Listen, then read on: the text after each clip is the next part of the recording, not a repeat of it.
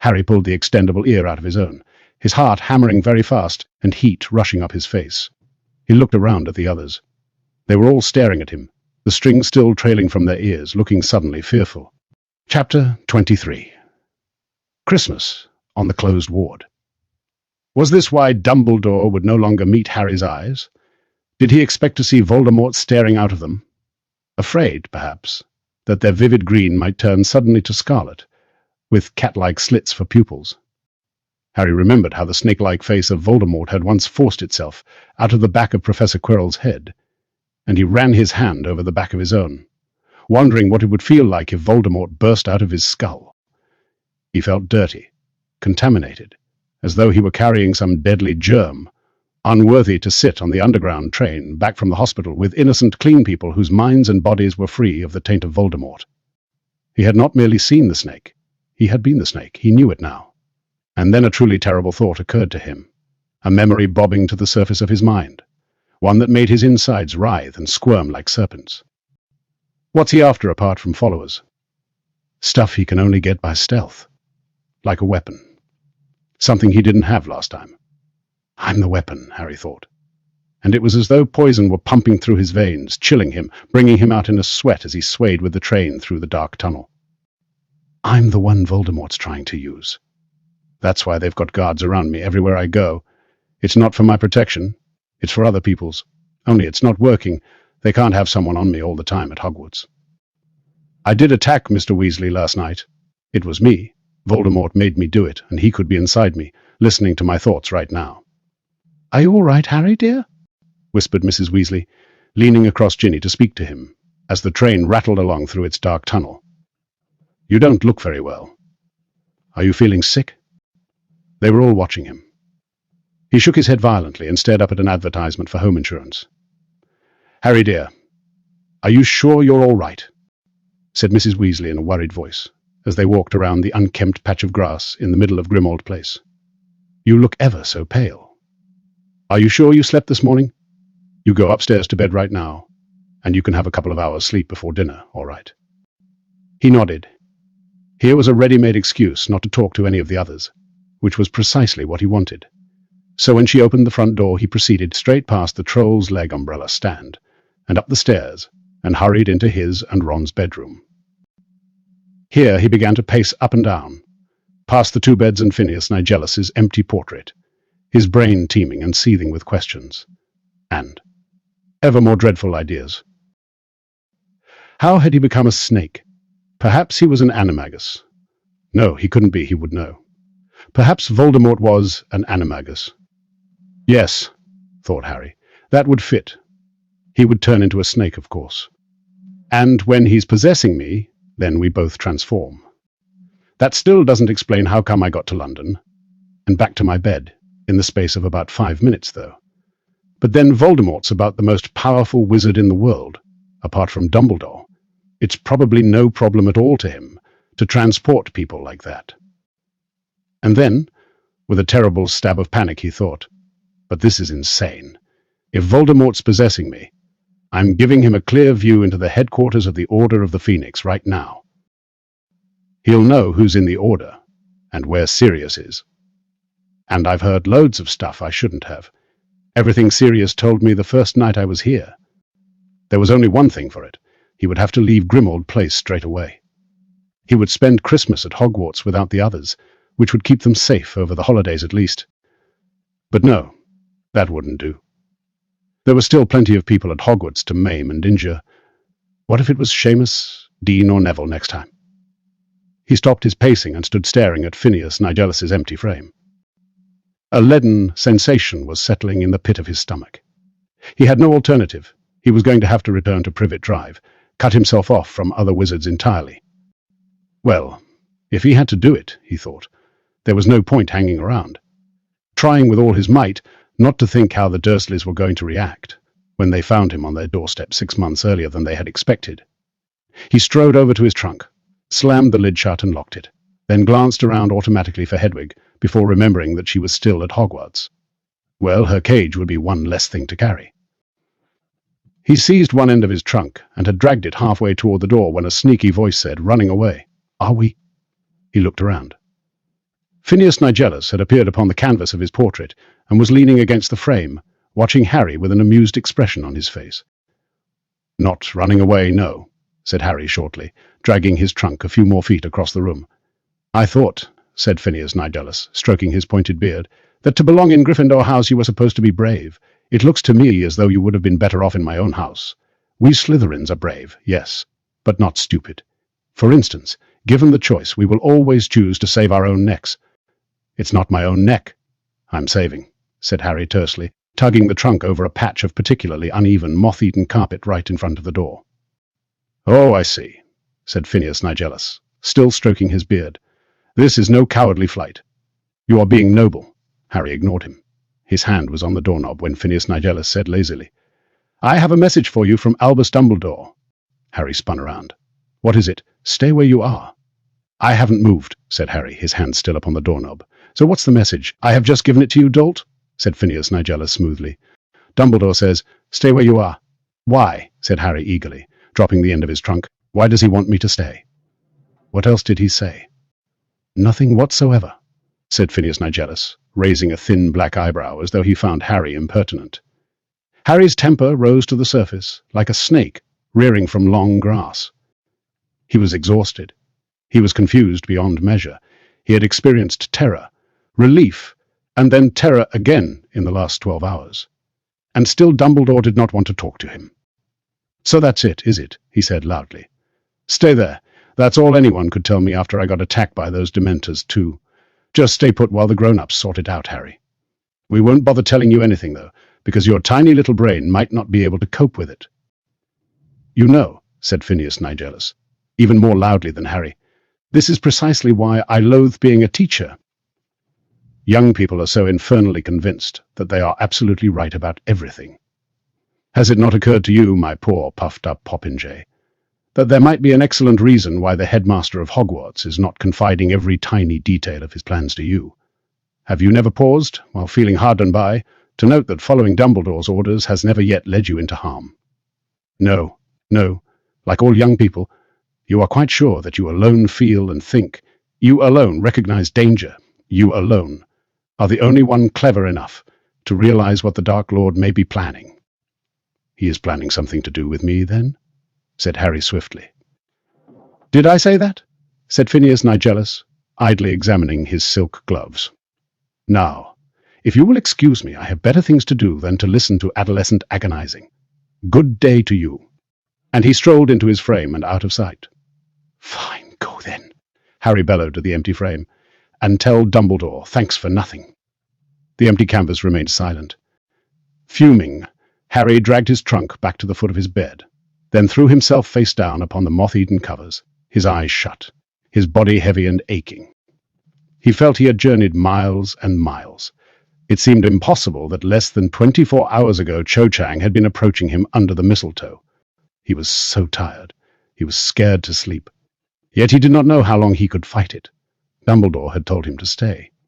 That must mean he was allowed to sleep. But he was scared. What if it happened again? He was sinking into shadows. It was as though a film in his head had been waiting to start. He was walking down a deserted corridor toward a plain black door, past rough stone walls, torches, and an open doorway onto a flight of stone steps leading downstairs on the left. He reached the black door but could not open it. He stood gazing at it, desperate for entry. Something he wanted with all his heart lay beyond. A prize beyond his dreams. If only his scar would stop prickling, then he would be able to think more clearly. "Harry," said Ron's voice, from far, far away. "Mum says dinner's ready, but she'll save you something if you want to stay in bed." Harry opened his eyes, but Ron had already left the room. He doesn't want to be on his own with me, Harry thought, not after what he heard Moody say. He supposed none of them would want him there anymore now that they knew what was inside him. He would not go down to dinner. He would not inflict his company upon them.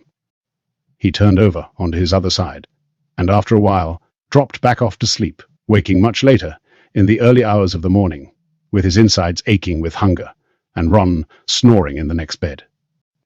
Squinting around the room, he saw the dark outline of Phineas Nigellus standing again in his portrait, and it occurred to Harry that Dumbledore had probably set Phineas Nigellus to watch over him, in case he attacked somebody else.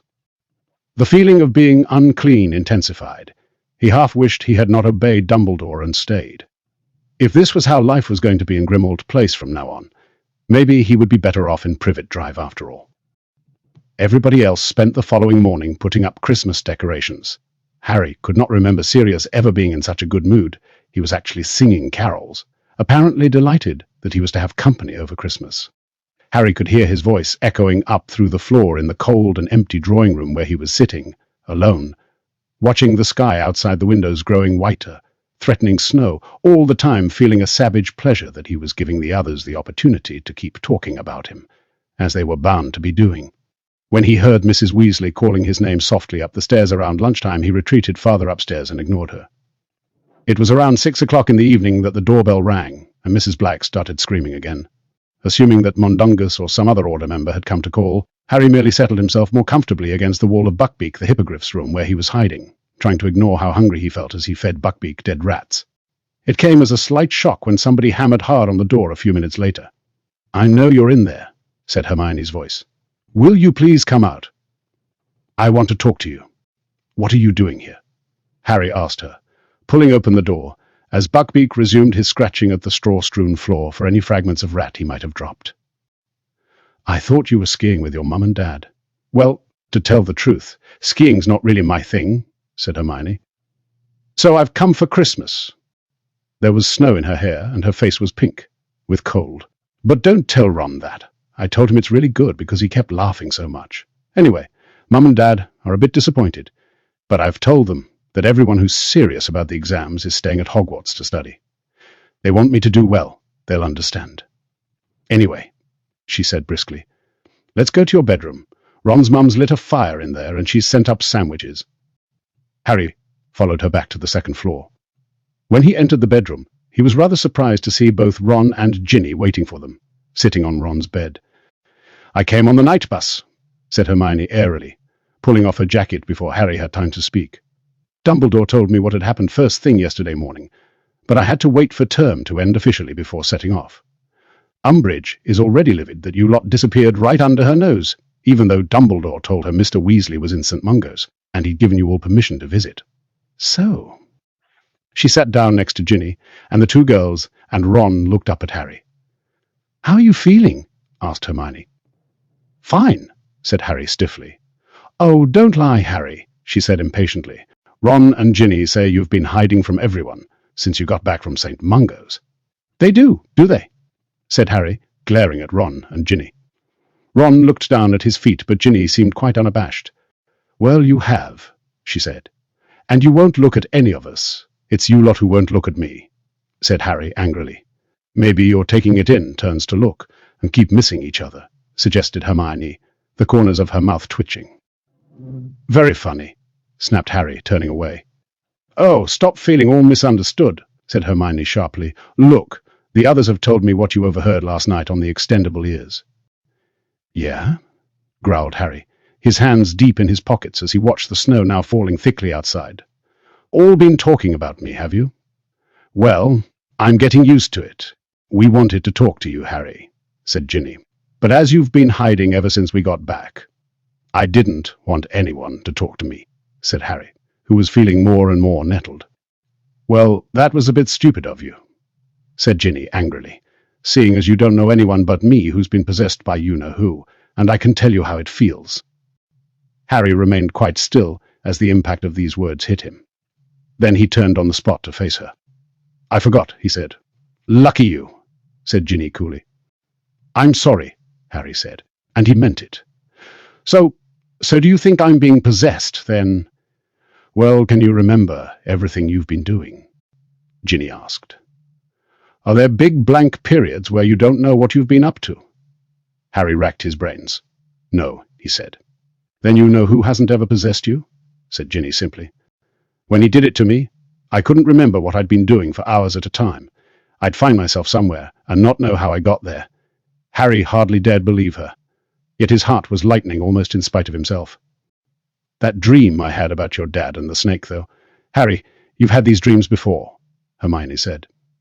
"You had flashes of what Voldemort was up to last year." This was different, said Harry, shaking his head. I was inside that snake. It was like I was the snake. What if Voldemort somehow transported me to London? One day, said Hermione, sounding thoroughly exasperated, you'll read Hogwarts, a history, and perhaps that will remind you that you can't apparate or disapparate inside Hogwarts. Even Voldemort couldn't just make you fly out of your dormitory, Harry. You didn't leave your bed, mate, said Ron. I saw you thrashing around in your sleep about a minute before we could wake you up. Harry started pacing up and down the room again, thinking. What they were all saying was not only comforting, it made sense. Without really thinking, he took a sandwich from the plate on the bed and crammed it hungrily into his mouth. I'm not the weapon after all, thought Harry. His heart swelled with happiness and relief, and he felt like joining in as they heard Sirius tramping past their door toward Buckbeak's room, singing God Rest You Merry, hippogriffs at the top of his voice. How could he have dreamed of returning to Privet Drive for Christmas? Sirius's delight at having the house full again, and especially at having Harry back, was infectious. He was no longer their sullen host of the summer. Now he seemed determined that everyone should enjoy themselves as much, if not more, than they would have done at Hogwarts, and he worked tirelessly in the run-up to Christmas Day, cleaning and decorating with their help, so that by the time they all went to bed on Christmas Eve, the house was barely recognizable. The tarnished chandeliers were no longer hung with cobwebs, but with garlands of holly and gold and silver streamers. Magical snow glittered in heaps over the threadbare carpets. A great Christmas tree, obtained by Mundungus and decorated with live fairies, blocked Sirius's family tree from view, and even the stuffed elf heads on the hall wall wore Father Christmas hats and beards. Harry awoke on Christmas morning to find a stack of presents at the foot of his bed, and Ron already halfway through opening his own, rather larger, pile. Good haul this year, he informed Harry through a cloud of paper. Thanks for the broom compass. It's excellent. Beats Hermione's. She's got me a whole work planner. Harry sorted through his presents and found one with Hermione's handwriting on it. She had given him, too, a book that resembled a diary, except that it said things like, "Do it today or later, you'll pay," every time he opened a page. Sirius and Lupin had given Harry a set of excellent books entitled Practical Defensive Magic and Its Use Against the Dark Arts, which had superb, moving color illustrations of all the counterjinxes and hexes it described. Harry flicked through the first volume eagerly. He could see it was going to be highly useful in his plans for the DA. Hagrid had sent a furry brown wallet that had fangs, which were presumably supposed to be an anti-theft device, but unfortunately prevented Harry putting any money in without getting his fingers ripped off. Tonks's present was a small, working model of a firebolt, which Harry watched fly around the room. Wishing he still had his full-size version, Ron had given him an enormous box of every flavour beans, Mr. and Mrs. Weasley, the usual hand-knitted jumper, and some mince pies, and Dobby, a truly dreadful painting that Harry suspected had been done by the elf himself. He had just turned it upside down to see whether it looked better that way, when, with a loud crack, Fred and George apparated at the foot of his bed. "Merry Christmas," said George. "Don't go downstairs for a bit." "Why not?" said Ron. "Mum's crying again," said Fred heavily. "Percy sent back his Christmas jumper, without a note," added George. "Hasn't asked how Dad is, or visited him, or anything." "We tried to comfort her," said Fred, moving around the bed to look at Harry's portrait. "Told her Percy's nothing more than a humongous pile of rat droppings." "Didn't work," said George, helping himself to a chocolate frog, so Lupin took over. "Best let him cheer her up before we go down for breakfast, I reckon." "What's that supposed to be, anyway?" asked Fred, squinting at Dobby's painting. "Looks like a gibbon with two black eyes."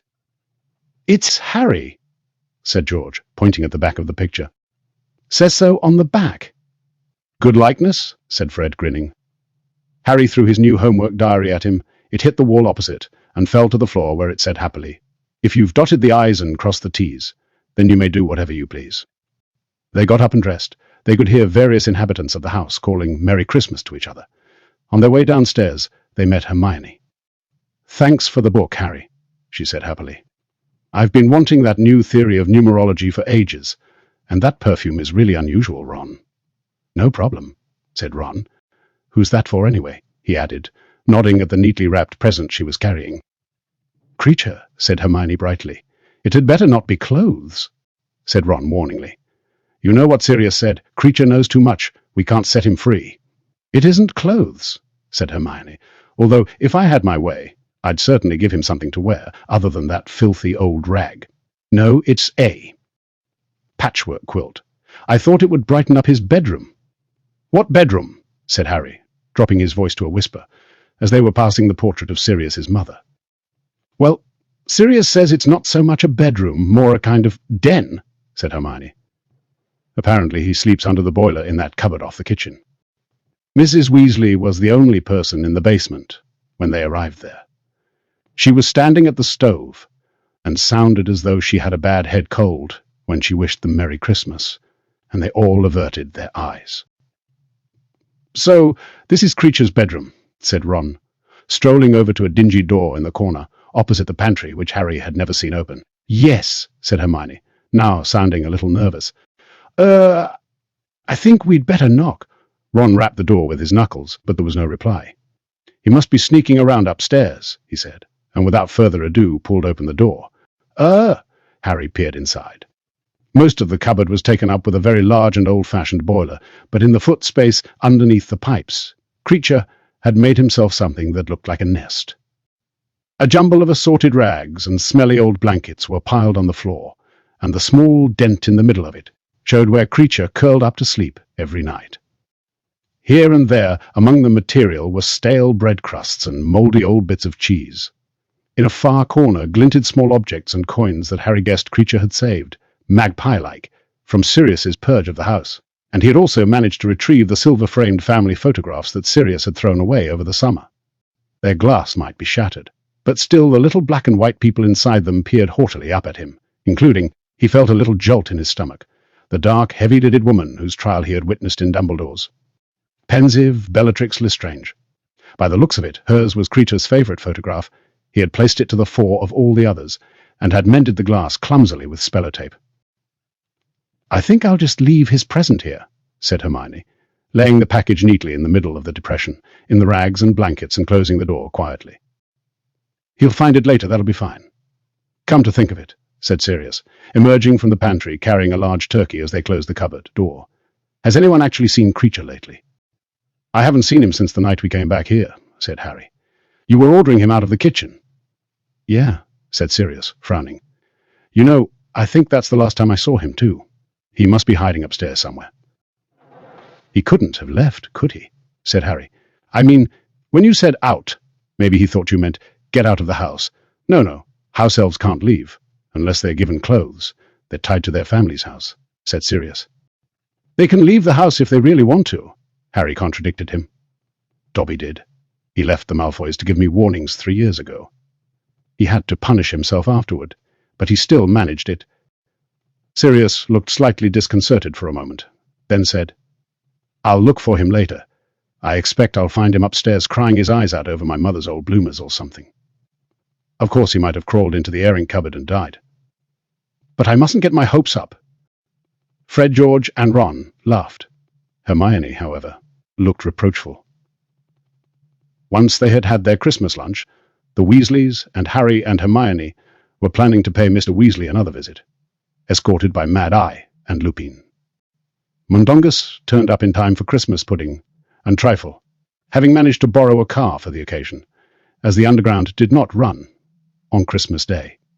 The car, which Harry doubted, very much had been taken with the knowledge or consent of its owner, had had a similar enlarging spell put upon it as the Weasleys' old Ford Anglia.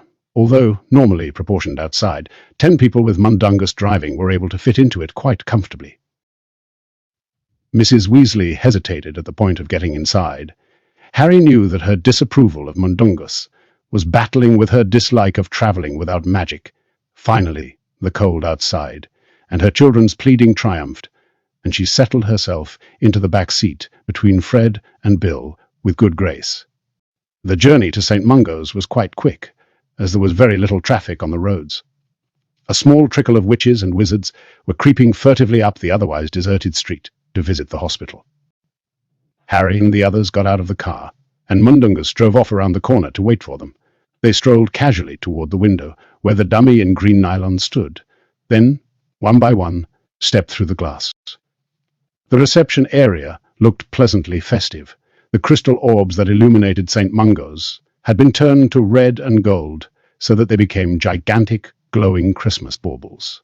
Holly hung around every doorway, and shining white Christmas trees covered in magical snow and icicles glittered in every corner, each topped with a gleaming gold star. It was less crowded than the last time they had been there, although halfway across the room Harry found himself shunted aside by a witch with a walnut jammed up her left nostril. "Family argument, eh?" smirked the blonde witch behind the desk. "You're the third I've seen today. Spell damage, fourth floor." They found Mr. Weasley propped up in bed with the remains of his turkey dinner on a tray in his lap, and a rather sheepish expression on his face. "Everything all right, Arthur?" asked Mrs. Weasley, after they had all greeted Mr. Weasley and handed over their presents. "Fine, fine," said Mr. Weasley, a little too heartily. "You, haven't seen Healer Smethwick, have you?" "No," said Mrs. Weasley suspiciously. "Why?" "Nothing, nothing," said Mr. Weasley airily, starting to unwrap his pile of gifts. "Well, everyone had a good day. What did you all get for Christmas?" "Oh, Harry, this is absolutely wonderful," for he had just opened Harry's gift of fuse wire and screwdrivers. Mrs. Weasley did not seem entirely satisfied with Mr. Weasley's answer. As her husband leaned over to shake Harry's hand, she peered at the bandaging under his nightshirt. "Arthur," she said with a snap in her voice like a mousetrap, "you've had your bandages changed." "Why have you had your bandages changed a day early, Arthur?" "They told me they wouldn't need doing until tomorrow." "What?" said Mr. Weasley, looking rather frightened and pulling the bed covers higher up his chest. No, it's nothing. He seemed to deflate under Mrs. Weasley's piercing gaze. "Well, now don't get upset, Molly, but Augustus Pye had an idea. He's the trainee healer, you know. Lovely young chap, and very interested in, complementary medicine. I mean, some of these old Muggle remedies. Well, they're called stitches, Molly, and they work very well on Muggle wounds." Mrs. Weasley let out an ominous noise, somewhere between a shriek and a snarl. Lupin strolled away from the bed and over to the werewolf, who had no visitors and was looking rather wistfully at the crowd around Mr. Weasley. Bill muttered something about getting himself a cup of tea, and Fred and George leapt up to accompany him, grinning. "Do you mean to tell me," said Mrs. Weasley, her voice growing louder with every word, and apparently unaware that her fellow visitors were scurrying for cover, "that you have been messing about with Muggle remedies?" "Not messing about, Molly dear," said Mr. Weasley imploringly. "It was just something Pye and I thought we'd try. Only most unfortunately, well, with these particular kinds of wounds, it doesn't seem to work as well as we'd hoped." "Meaning?" "Well, I don't know whether you know what stitches are." "It sounds as though you've been trying to sew your skin back together," said Mrs. Weasley with a snort of mirthless laughter. "But even you, Arthur, wouldn't be that stupid." "I fancy a cup of tea too," said Harry, jumping to his feet. Hermione, Ron, and Ginny almost sprinted to the door with him. As it swung closed behind them, they heard Mrs. Weasley shriek, "What do you mean? That's the general idea." "Typical Dad," said Ginny, shaking her head as they set off up the corridor. "Stitches, I ask you?" "Well, you know, they do work well on non-magical wounds," said Hermione fairly. "I suppose something in that snake's venom dissolves them or something. I wonder where the tea room is." "Fifth floor," said Harry, remembering the sign over the welcome witch's desk. They walked along the corridor, through a set of double doors, and found a rickety staircase, lined with more portraits of brutal-looking healers. As they climbed it, the various healers called out to them, diagnosing odd complaints and suggesting horrible remedies. Ron was seriously affronted when a medieval wizard called out that he clearly had a bad case of spattergroit. "And what's that supposed to be?" he asked angrily, as the healer pursued him through 6 more portraits, shoving the occupants out of the way. "'Tis a most grievous affliction of the skin, young master, that will leave you pockmarked and more gruesome even than you are now." "Watch who you're calling gruesome," said Ron, his ears turning red. "The only remedy is to take the liver of a toad, bind it tight about your throat, stand naked by the full moon in a barrel of eel's eyes. I have not got spattergroit." "But the unsightly blemishes upon your visage, young master." "They're freckles," said Ron furiously. "Now get back in your own picture and leave me alone." He rounded on the others, who were all keeping determinedly straight faces.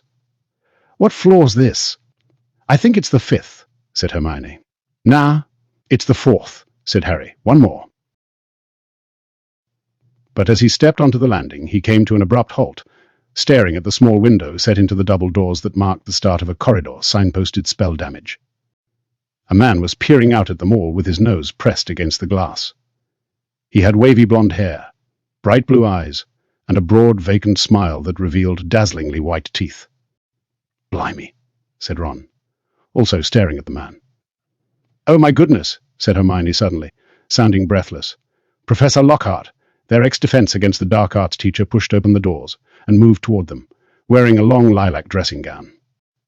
"Well, hello there," he said. "I expect you'd like my autograph, would you? Hasn't changed much, has he?" Harry muttered to Ginny, who grinned. How are you, Professor?" said Ron, sounding slightly guilty. It had been Ron's malfunctioning wand that had damaged Professor Lockhart's memory so badly that he had landed here in the first place, though. As Lockhart had been attempting to permanently wipe Harry and Ron's memories at the time, Harry's sympathy was limited. "I'm very well indeed, thank you," said Lockhart exuberantly, pulling a rather battered peacock feather quill from his pocket. "Now, how many autographs would you like? I can do joined-up writing now, you know." We don't want any at the moment, thanks," said Ron, raising his eyebrows at Harry, who asked, "Professor, should you be wandering around the corridors? Shouldn't you be in a ward?" The smile faded slowly from Lockhart's face. For a few moments he gazed intently at Harry, then he said, "Haven't we met?" Yeah, we have," said Harry. "You used to teach us at Hogwarts, remember?" "Teach?" repeated Lockhart, looking faintly unsettled. "Me? Did I—" And then the smile reappeared upon his face so suddenly it was rather alarming. "Taught you everything you know, I expected. Well, how about those autographs, then? Shall we say a round dozen? You can give them to all your little friends then, and nobody will be left out." But just then, a head poked out of a door at the far end of the corridor, and a voice said, "Gilderoy, you naughty boy, where have you wandered off to?" A motherly-looking healer wearing a tinsel wreath in her hair came bustling up the corridor, smiling warmly at Harry and the others. "Oh, Gilderoy, you've got visitors. How lovely, and on Christmas Day, too. Do you know, he never gets visitors, poor lamb, and I can't think why. He's such a sweetie, aren't you?" "We're doing autographs," Gilderoy told the healer with another glittering smile. "They want loads of them, won't take no for an answer. I just hope we've got enough photographs." "Listen to him," said the healer, taking Lockhart's arm and beaming fondly at him as though he were a precocious 2-year-old. "He was rather well known a few years ago. We very much hope that this liking for giving autographs is a sign that his memory might be coming back a little bit. Will you step this way? He's in a closed ward, you know. He must have slipped out while I was bringing in the Christmas presents. The door's usually kept locked. Not that he's dangerous, but," she lowered her voice to a whisper, "bit of a danger to himself, bless him. Doesn't know who he is, you see. Wanders off, and can't remember how to get back." "It is nice of you to have come to see him," said Ron, gesturing uselessly at the floor above. "Actually, we were just, But the healer was smiling expectantly at them, and Ron's feeble mutter of going to have a cup of tea trailed away into nothingness. They looked at one another rather hopelessly, and then followed Lockhart and his healer along the corridor. "Let's not stay long," Ron said quietly. The healer pointed her wand at the door of the Janus Thicky ward and muttered Alohomora. The door swung open, and she led the way inside, keeping a firm grasp on Gilderoy's arm until she had settled him into an armchair beside his bed. "This is our long-term resident ward," she informed Harry, Ron, Hermione, and Ginny in a low voice. "For permanent spell damage, you know. Of course, with intensive remedial potions and charms and a bit of luck, we can produce some improvement. Gilderoy does seem to be getting back some sense of himself, and we've seen a real improvement in Mr. Bode. He seems to be regaining the power of speech very well, though he isn't speaking any language we recognize yet. Well, I must finish giving out the Christmas presents. I'll leave you all to chat." Harry looked around. This ward bore unmistakable signs of being a permanent home to its residents. They had many more personal effects around their beds than in Mr. Weasley's ward. The wall around Gilderoy's headboard, for instance, was papered with pictures of himself, all beaming toothily and waving at the new arrivals. He had autographed many of them to himself in disjointed, childish writing.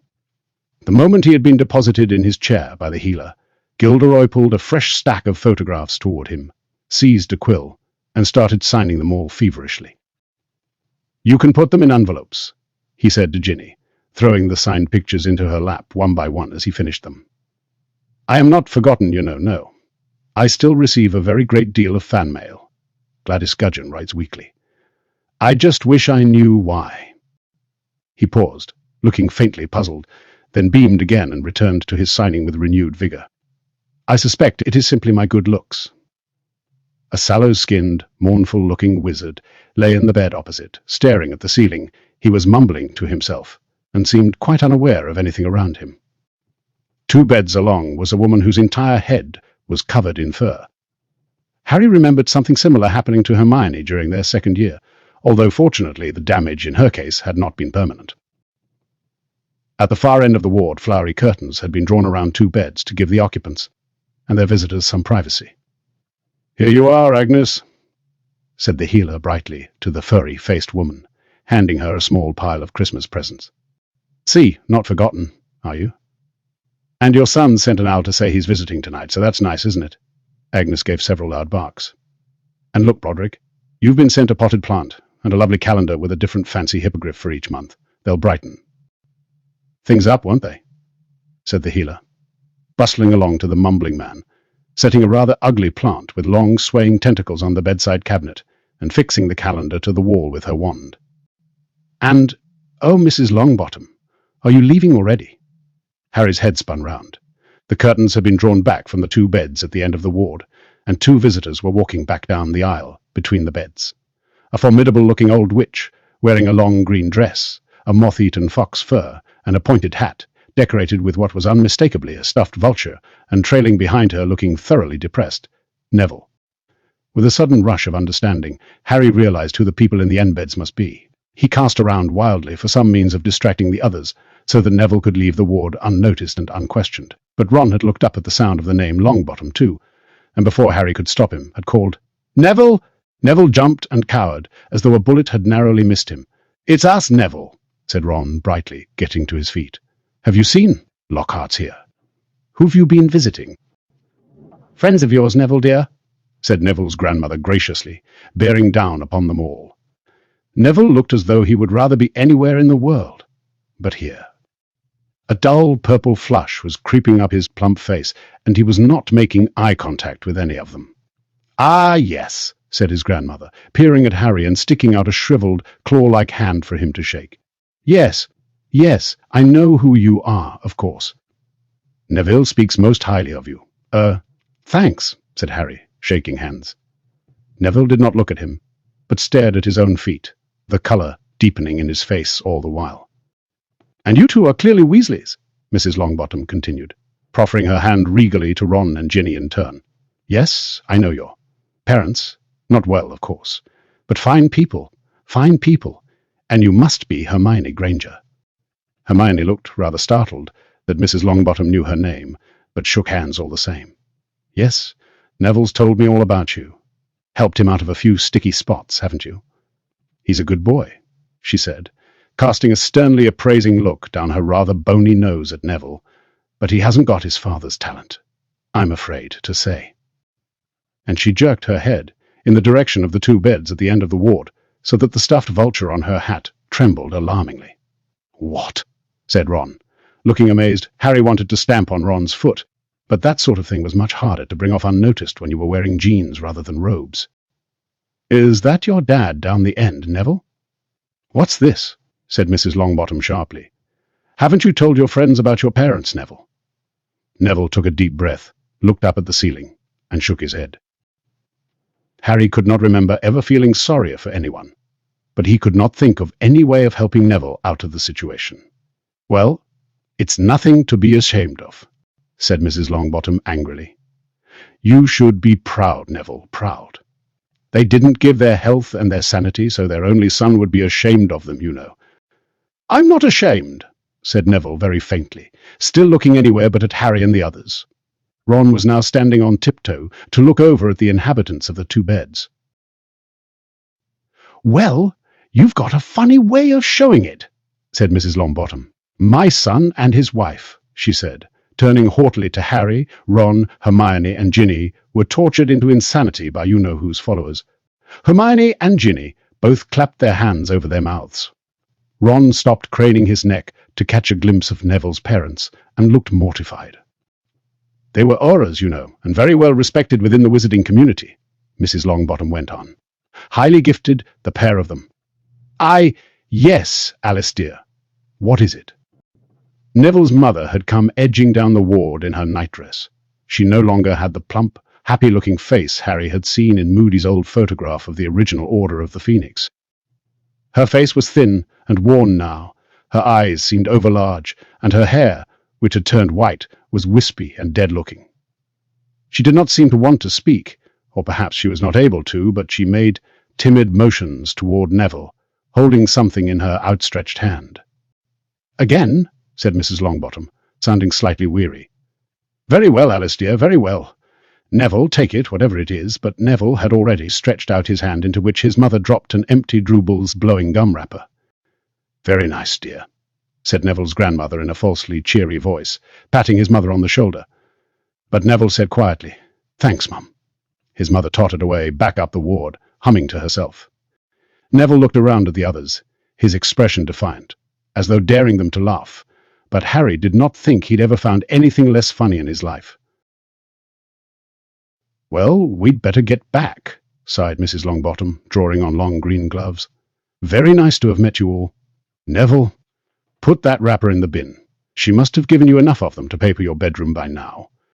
But as they left, Harry was sure he saw Neville slip the wrapper into his pocket. The door closed behind them. I never knew, said Hermione, who looked tearful. Nor did I, said Ron rather hoarsely. Nor me, whispered Ginny. They all looked at Harry. I did, he said glumly. Dumbledore told me, but I promised I wouldn't mention it.